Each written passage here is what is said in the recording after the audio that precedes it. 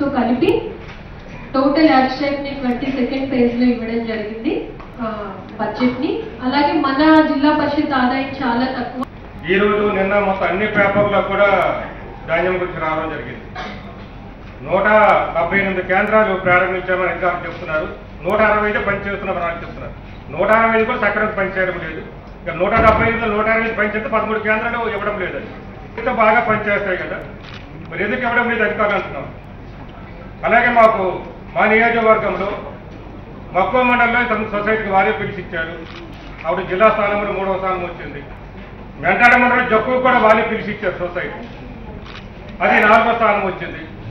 సొసైటీలో ఉన్న సభ్యుల సంఖ్య చూసినా సరే నా నియోజకవర్గంలో ఈ 2 సొసైటీకి మక్కువ సొసైటీకి ఎక్కువ మంది రైతులు ఉన్నారు, జక్కు సొసైటీకి ఎక్కువ మంది రైతులు ఉన్నారు.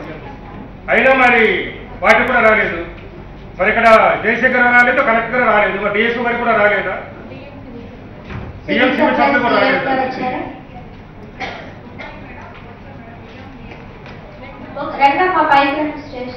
ఇప్పుడు బస్తాలు ఇస్తామని చెప్తున్నారు, బస్తాలు ఎక్కడా లేవండి.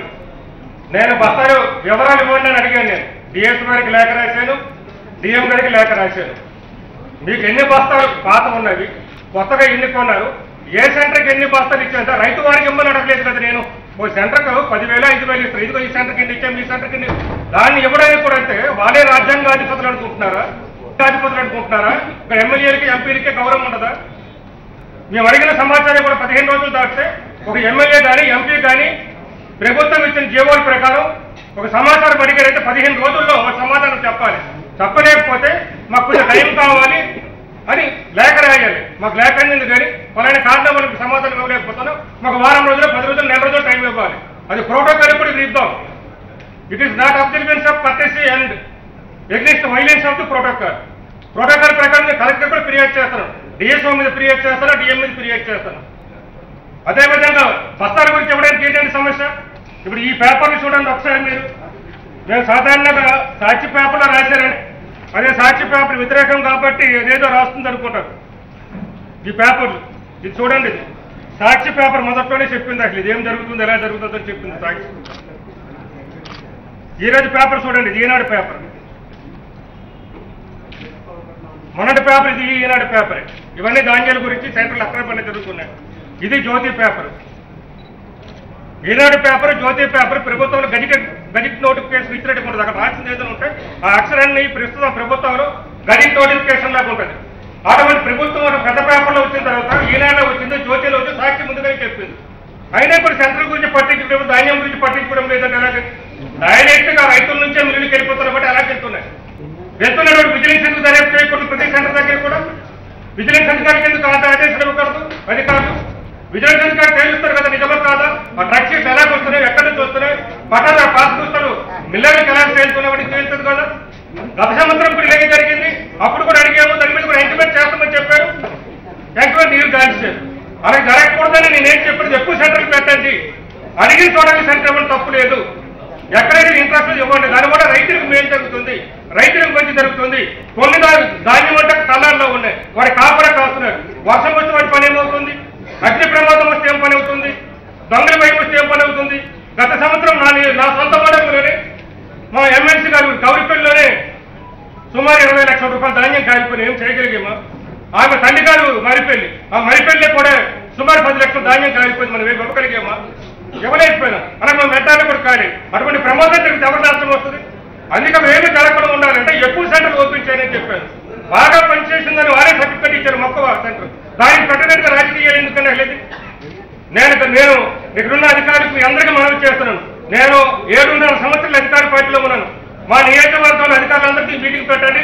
నేను ఎక్కడైనా ఏ ఇష్యూలో రాజకీయం చేసేనేమో, ధాన్యం కొనుగోలులో కావచ్చు, ఇల్లు ఇవ్వడంలో కావచ్చు, పెన్షన్లో కావచ్చు, రేషన్ కార్డుకు లోన్లో కావచ్చు, నేను ఎప్పుడు కూడా ప్రజలకు మంచి జరగాలి. అధికారులతో ఫైట్ చేశాను. నా ప్రజలకు ఎక్కువ ఇవ్వండి.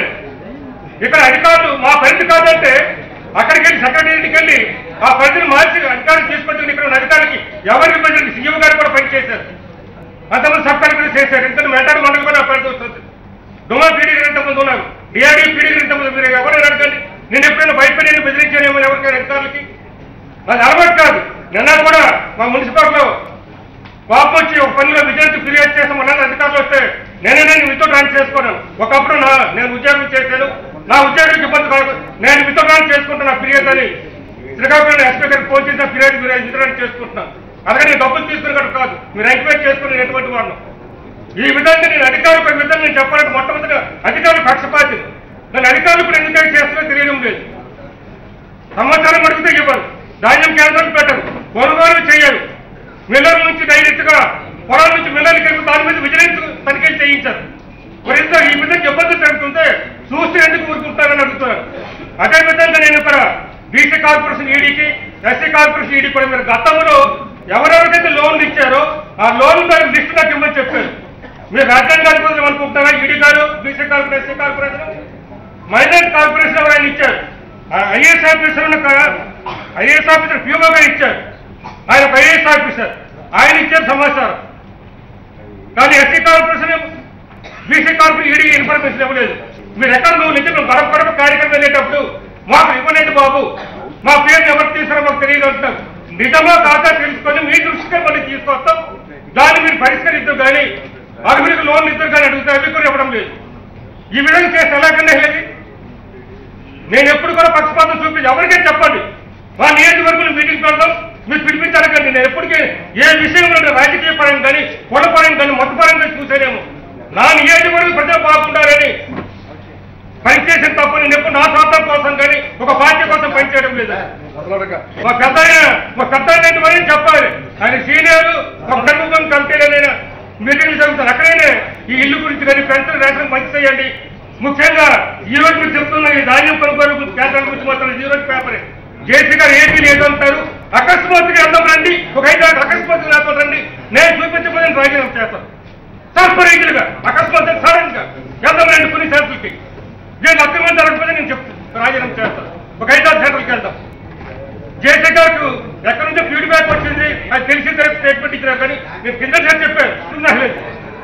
కేంద్రాలు పెంచరు, దళితులు అరికట్టరు, రైతులు పర్యటన రైతు ప్రభుత్వం చెప్తున్నారు, రైతులు పర్యటన శాపంగా మారుతున్నారు. ఇది ఎక్కడ న్యాయం అంటే నేను దేని సంకేతం వెళ్ళిపోతుందండి. మీరు మీటింగ్ పెట్టుకోండి, ఎందుకండి చెప్పినట్టు సమాచారం మనకు ఇవ్వరు, అడిగిన అధికారులు రాదు. ఇటువంటి సమాచారం మాకు ఇన్ఫర్మేషన్ పంపించిన సీఎం గారు మేము రావడం కాదుగా, ఎందుకంటే రావడం మేము చెప్పండి.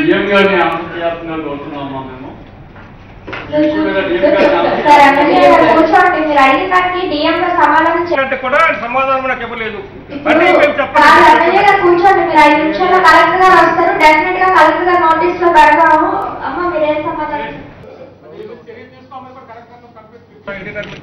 ఈ పేపర్లు వచ్చింది, మేము చెప్పింది కూడా తప్పుని ఎలాగంటున్నారు పెట్టండి. దీని మీద చర్య తీసుకోమని చెప్పండి. అధిపతుల మీద, సబ్ ఎడిటర్ మీద, ఎడిటర్ మీద చర్యలు తీసుకోమని చెప్పండి. కలెక్టర్ గారు కంప్లైంట్ రాయండి.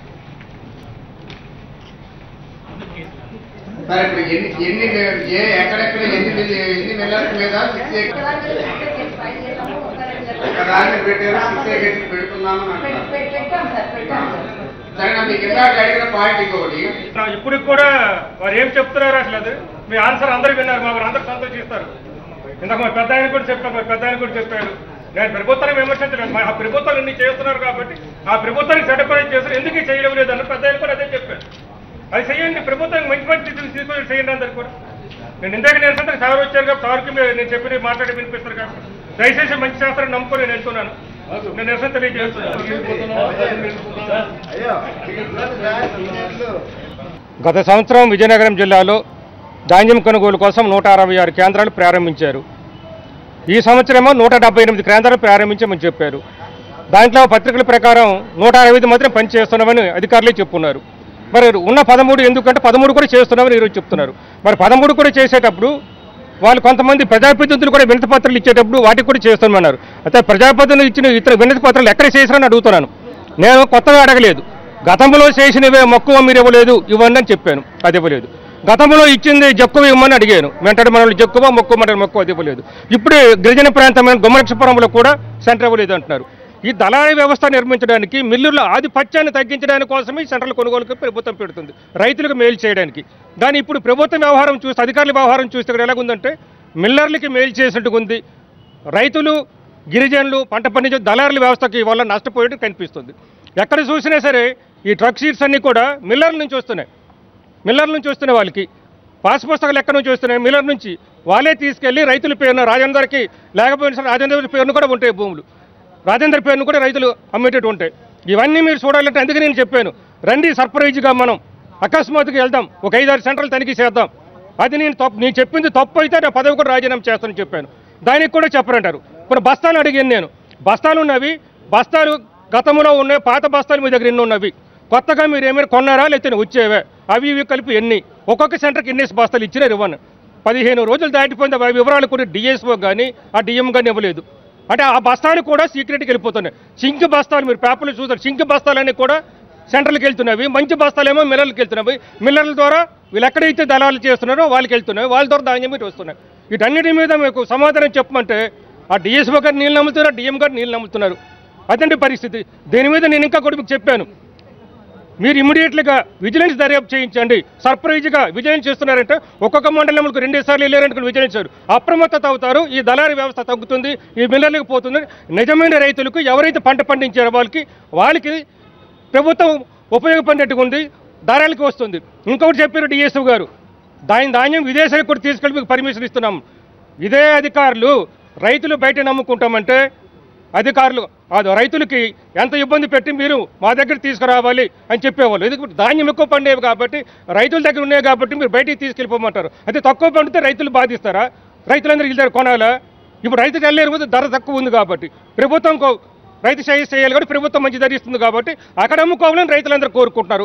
మేము అదే ఎక్కువ సెంటర్లు పెట్టండి, 178 కాకపోతే 180 పెట్టండి, అడిగిన వాళ్ళందరూ సెంటర్ పెట్టండి. ఖర్చు అయితే తప్పేముందండి లేదు. ఇప్పుడు జరుగుతున్న అక్రమాలు కూడా బాధ్యులు ఎవరు కూడా లెక్కలు చెప్పాలని మీ ద్వారా నేను మనవి చేస్తున్నాను.